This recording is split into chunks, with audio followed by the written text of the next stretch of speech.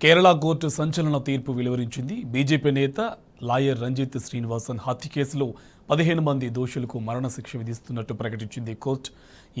15 మంది పీఎఫ్ఐ కార్యకర్తల్ని దోషులుగా ప్రకటించిన ధర్మాసనం ఇవాళ శిక్షను ఖరారు చేసింది. కాగా గతేడాది డిసెంబర్ 18న అలప్పుజాలో రంజిత్ను దారుణంగా హత్య చేశారు నిందితులు. ఆయన ఇంట్లోకి చొరబడి కత్తులతో నరికి చంపారు.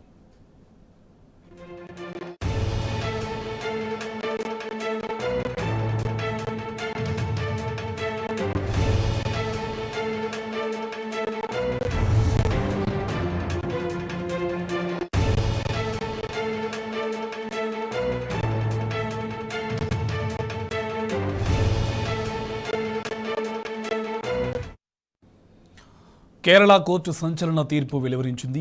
బీజేపీ నేత లాయర్ రంజిత్ శ్రీనివాసన్ హత్య కేసులో 15 మంది దోషులకు మరణశిక్ష విధిస్తున్నట్టు ప్రకటించింది కోర్టు. ఈ 15 మంది పీఎఫ్ఐ కార్యకర్తలని దోషులుగా ప్రకటించిన ధర్మాసనం ఇవాళ శిక్షను ఖరారు చేసింది.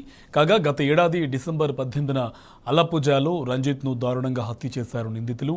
ఆయన ఇంట్లోకి చొరబడి కత్తులతో నరికి చంపారు.